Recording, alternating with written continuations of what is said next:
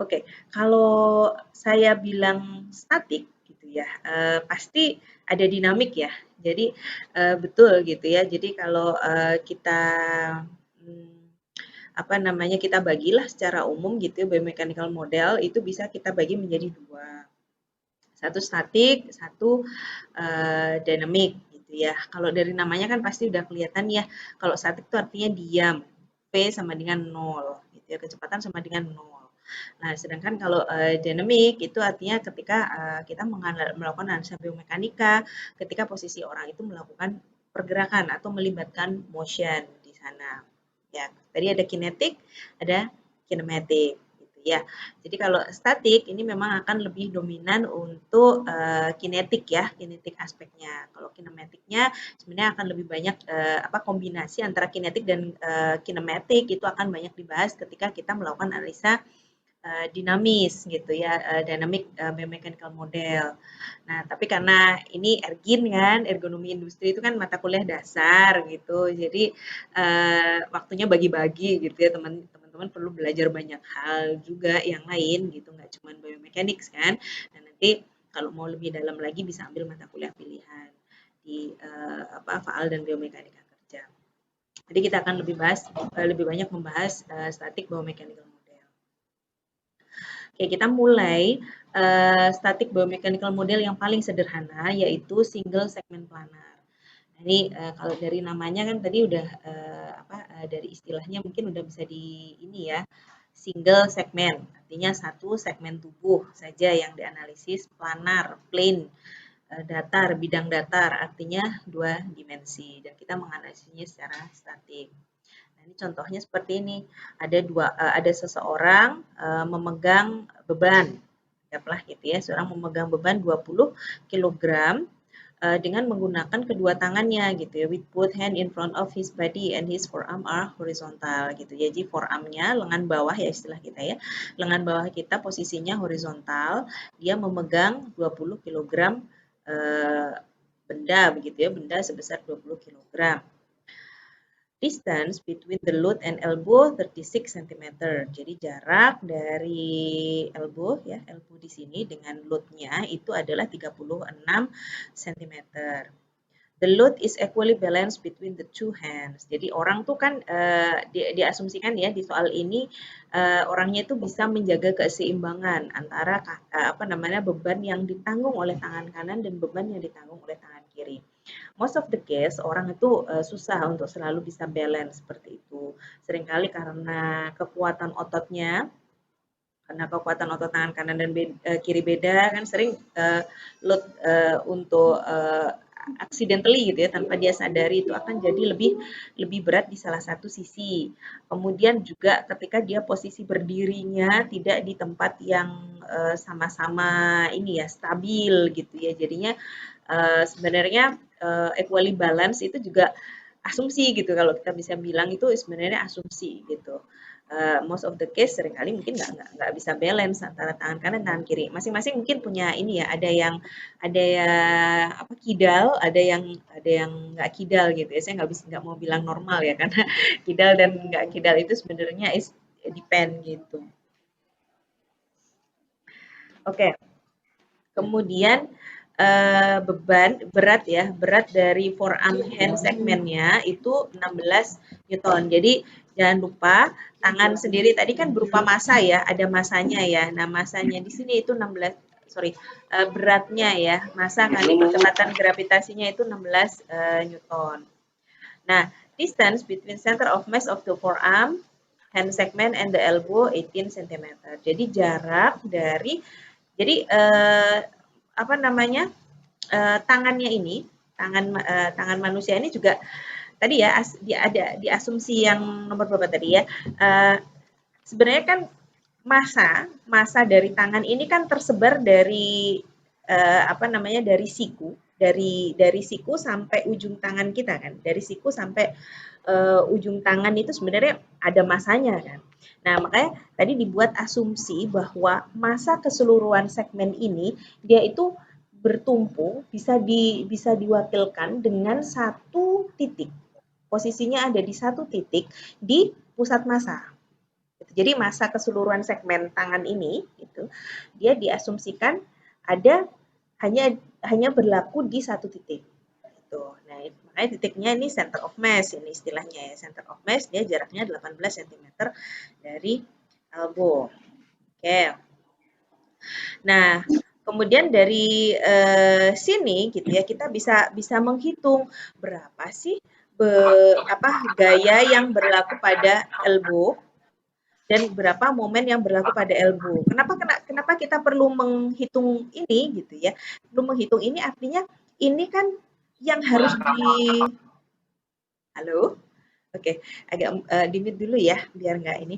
Oke, jadi apa namanya? Gaya dan momen inilah yang akan menjadi dalam tanda kutip tanggung jawab lah gitu ya, akan menjadi tanggung jawab tubuh kita, menjadi tanggung jawab tubuh kita dan sebagian besar menjadi tanggung jawab otot-otot yang berada di sekitar elbow ini untuk melakukan perlawanan gitu ya, perlawanan terhadap massa atau beban yang dipegang dan apa namanya tangan ini kan massa dari tangan begitu. Ya, jadi bisa dipahami ya. Jadi ini yang kita perlu hitung. Berapa momen di elbow, berapa gaya gitu ya, reaction force di elbow ini untuk bisa kita tahu berapa sih sebenarnya otot-otot di sini itu seberapa keras dia harus bekerja gitu. Nah, nanti kita ujung akhirnya gimana cara apa namanya menjustifikasi ini 20 kilo nih terlalu berat nih gitu. Harusnya cuma 15 atau harusnya cuma 10 maksimal. Itu kita bisa tahu dari membandingkan antara gaya dan momen yang harus ditanggung di sini dengan kekuatan otot gitu, dengan kekuatan otot dari orang gitu. Oke, ya jadi gini ya, runutannya seperti itu gitu ya. Jadi kalau prinsip dasar membandingkan antara force dan moment yang kita hitung di model ini itu nanti untuk bisa mendesain sebuah sistem kerja atau cara kerja yang ergonomik itu seperti itu alurnya. Oke ya, terus caranya seperti apa gitu ya, caranya pertama kita hitung bebannya dulu ya, kita hitung bebannya dulu, beban totalnya kan 20 kilogram itu kan baru masanya ya dikalikan 9,8 ke percepatan gravitasi, dapatnya 196 Newton, kemudian karena diasumsikan balance antara tangan kanan dan tangan kiri, jadi kita mau analisisnya per tangan gitu ya, masing-masingnya berat untuk tanggungan berat beban yang ditanggung oleh masing-masing tangan, dalam hal ini tangan kanan ya tadi ya digambar di tangan kanan itu adalah 98 Newton. Jadi 196 dibagi 2 98. Oke, kemudian nah, kemudian kita lihat lagi apa namanya ke kondisinya ya. Kemudian kita lihat lagi kondisinya. Karena si apa namanya beban itu kan mengarah ke bawah ya, karena arah gravitasi kan ke bawah ya bebannya. Nah ini harus dilawan gitu ya dengan R elbow. Jadi R elbow harus pada posisi mengarah ke atas dan cukup dan large enough gitu ya dan cukup besar untuk menahan download weight force uh, of the load and the forearm hand segment. Jadi R elbow ini juga harus mampu menahan beratnya apa namanya? Beratnya beban yang sedang dipegang maupun beratnya segmen tangan bawah ini gitu kan. Segmen tangan lengan bawah ini gitu ya. Jadi force and elbow itu harus nol kan. Asumsinya static equilibrium. Nah, disinilah static equilibrium itu dipakai gitu. Jadi asumsinya posisinya statik bisa menghandle gitu ya dalam posisi diam. Jadi sigma forces of elbow equal to 0. Nah, terus habis itu dihitung aja gitu ya. Tadi kan di sini ada apa namanya center of mass ya 16 Newton ya. Tadi dijelaskannya ya weight-nya ya. Beratnya 16 Newton arah ke bawah, ini 98 Newton arah ke bawah, ditambah R elbow harus ke atas itu equal to 0. Sigma Fy dalam hal ini ya, sigma Fy sama dengan 0. Nah, dari sini kita bisa tahu R elbow itu sebesar 114 Newton. Nah, jangan lupa gitu ya, karena apa namanya karena dari siku ini dia punya jarak gayanya ini pasti ada momen juga yang juga harus dilawan jadi gayanya dilawan momennya juga harus dilawan sama otot-otot di daerah elbow ini. Jadi mostly ya, walaupun saya bilang gini itu bukan tanggung jawabnya otot-otot elbow aja gitu. Seringkali kalau kita ngangkat, kalian kerasa nggak? Ngangkat itu nggak cuma tangan aja yang kerja kan, seluruh badan kerja. Nah artinya otot-otot tubuh kita itu juga bekerja untuk bisa menahan tadi gitu. Jadi sebenarnya itu nggak kalau saya bilang di sini tuh oh cuma otot-otot yang ada di elbow aja gitu. Ya mostly gitu. Tapi sebenarnya gitu tergantung teknik pengangkatan juga sih sebenarnya. Nah itu otot-otot di seluruh tubuh kita tuh sebenarnya juga membantu ya dalam tanda kutip ya, membantu untuk bisa menghasilkan momen dan R elbow ini. Okay, the elbow moment, M elbow can be calculated using the second condition of equilibrium, yaitu sigma M sama dengan 0. Nah, jangan lupa seperti contoh di static equilibrium, perhitungan static equilibrium dengan momen, kita harus memperhatikan arah ya, arah dari momen, gitu ya. Oke, kita lihat static equilibrium persamaan kedua sigma moment at elbow sama dengan 0. Nah, ini kita lihat arahnya kan 16 Newton ya. 16 Newton arah ke bawah gitu ya. Jadi 16 Newton kalau ini untuk daripada bingung gitu ya, nggak usah dilihat dulu arah ke bawah atau atasnya. Dari gaya yang bekerja untuk menghasilkan momen ya. Lupakan dulu gitu. Tapi langsung berpikir tentang dampaknya, arah momen yang dihasilkan. Jadi ini ada gaya 16 Newton nih. 16 Newton, jaraknya 18 cm. Nah, kalau titik tumpunya ada di sini, ada titik tumpunya itu, oke ini agak ini ya. Jadi titik tumpunya ada di sebelah sini ya, titik tumpunya sebelah sini. Kursor saya jalan ya, kursor saya jalan ya, kelihatan ya. Kursor komputer saya kelihatan ya? Kalau saya tunjuk-tunjuk kelihatan ya? Oke ya, sip. Sip. Oke ya, jadi kan di sini ya, titik tumpunya ada di sini. Nah, kalau ada gaya gitu ya, arahnya ke sini gitu ya, terus ketarik seret gitu arah ke bawah, itu akan menghasilkan clockwise atau counterclockwise, arah jarum jam, momen yang searah jarum jam atau berkebalikan arah dengan jarum jam. Boleh dibantu? Searah jarum jam atau kebalik? Searah jarum jam ya? Searah ya? Jelas semuanya? Searah jarum jam ya? Oke. Iya, ya. Oke, jadi kalau seperti ini, anggaplah di bagian sini dipegangin, terus ini ada ditarik ke bawah, gitu ya. Punya sebatang kayu gitu ya, di ujung sini dipegang, terus ini ditarik ke bawah. Ini kan berarti searah jarum jam, karena searah jarum jam momen kesepakatannya gitu ya, standarnya digunakan negatif. Jadi 16 Newton dikalikan 0,18. Oke, 98 arahnya sama kan searah jarum jam juga kan ya. Ini berarti 98 dikalikan 0,36 ditambah M elbow sama dengan 0. Dihitung aritmatika biasa dapatnya 38,16 Newton meter. Nah, jadi inilah besarnya momen elbow dan R elbow yang harus yang dikeluarkan. Oke, nanti teman-teman bisa latihan dengan exercise 1 ya. Sementara saya selesaikan dulu aja materinya ya. Oke, nah tadi satu segmen. Atau ada yang mau ditanyakan dulu sebelum saya lanjutkan ke model yang lebih satu step lebih kompleks dari single segment planar?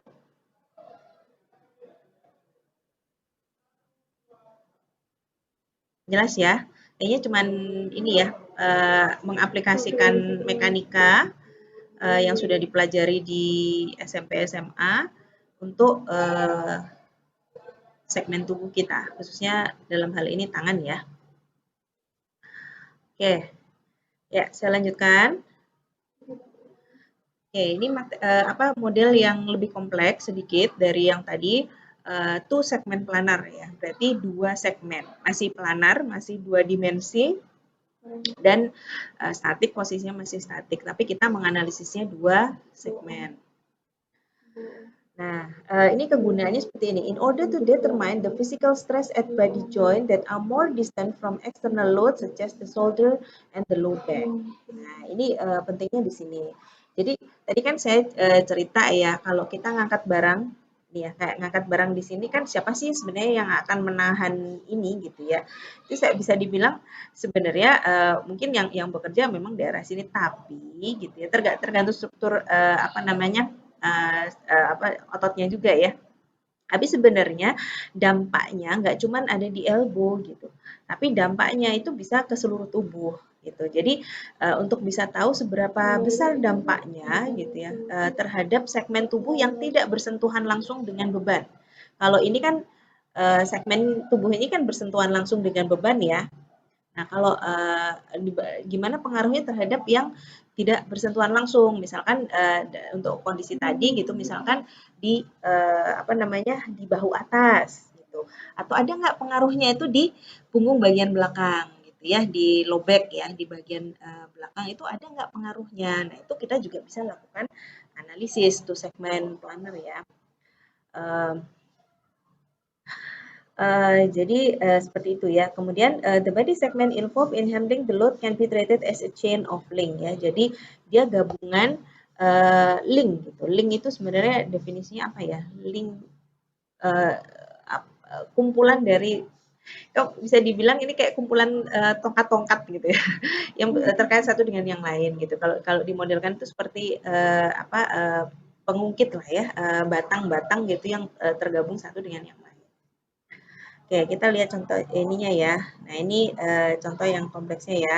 Distance between elbow and the shoulder, elbow-nya siku dengan shoulder-nya itu 34 cm ya. Dari elbow ke shoulder ini ada 34 cm. Oke, kemudian weight dari upper arm-nya 20 Newton. Jadi ini sendiri segmen ini sendiri itu 20 Newton ini ya. Oke, kemudian upper and lower arm are in a horizontal position gitu ya. Jadi bisa dilihat itu posisinya tuh lurus gitu ya. Lurus gitu ya. Menghandle-nya itu asumsinya seperti ini gitu. Oke, jadi sigma forces at the shoulder itu zero ya. Ini kita pakai static equilibrium lagi gitu. Sigma F sama at the shoulder sama dengan 0, R aksen elbow dikurangi W upper arm ini ya. Ini ya. Oh ya, ini tadi hukum Newton ketiga ya, saya lupa. Jadi ada aksi, ada reaksi gitu ya. Ada aksi di elbow itu ada tadi ke atas itu ada R elbow, ada di apa di bagian distal. Nah, ingat ya, distal end dari shoulder ini di distal end dari shoulder ini harus ada R aksen elbow gitu. Ada R aksen elbow. Besarnya sama, arahnya yang berkebalikan. Kalau R elbow tadi kan ke atas ya, berarti R aksen elbow arahnya ke bawah. Nah, begitu seterusnya. Kita hitung lagi seperti yang segmen bawahnya untuk apa di shoulder, forces di shoulder dan momen di shoulder. Nah, ini kita bisa dapatkan nilainya. Jadi apa R shoulder dan M shoulder-nya seperti ini. Oke, nanti kita bisa lakukan exercise 2. Oke, ada yang mau ditanyakan dulu nggak untuk yang tuh segmen planar? Jelas ya? Jadi ini lanjutan gitu ya dari yang segmen yang pertama. Kalau bingung, saya harus slowing down gitu ya, lebih lambat, langsung diputus aja ya, langsung di-cut aja nggak masalah. Nah, saya lanjutkan ke yang lebih tahap yang seterusnya ya, yang lebih kompleks itu multi segmen planar. Kan ada 1, 2 itu bisa multi, bisa banyak ya, bisa banyak segmen. Nah, itu sebenarnya bisa apa banyak segmennya itu jadinya gini. Apa namanya? Prosesnya itu hampir sama gitu ya. Prosesnya kurang lebih sama, cuman dikembangkan aja kan. Tadi kan 1 segmen, 2 segmen gitu. 3 segmen gitu dan seterusnya. Sebenarnya tubuh mungkin ada pertanyaan dari teman-teman, sebenarnya kita bisa analisis jadi berapa segmen sih Bu gitu ya, seluruh tubuh kita. Jawabannya sih sebenarnya bebas gitu ya. Even untuk misalkan segmen yang tadi segmen pertama kan gabungan antara lengan bawah dan tangan kan ya tadi ya. Misalkan boleh nggak Bu saya analisis tangan itu sebagai satu segmen tersendiri yang apa yang terpisah dari lengan bawah? Boleh, nggak masalah. Jadi itu analisisnya itu sesuai kebutuhan. Mau sedetail apa, mau sepresisi apa itu tergantung kebutuhan. Jadi kita modelkannya ini jadi beberapa segmen juga juga boleh gitu. Cuman yang kita tunjukkan di sini yang common aja ya cara membaginya ya. Biasanya ini lengan bawah dan tangan itu jadi satu segmen, kemudian lengan atas segmen yang lain, kemudian di sini namanya terang ya. Terang itu adalah apa namanya bagian tubuh mungkin nanti bisa dilihat tadi di bagian awal ya yang di anatomical. Terang itu adalah bagian tubuh manusia kalau tanpa kepala, tanpa leher kepala, tanpa anggota gerak atas dan anggota gerak bawah itu namanya terang. Jadi isi tengahnya itu loh ya bagian tengah tubuh kita itu namanya terang. Jadi itu bisa kita lihat jadi satu segmen tersendiri, kemudian thigh, thigh itu paha atas ya, paha atas, kemudian shank gitu, kalau kita bilangnya betis ya.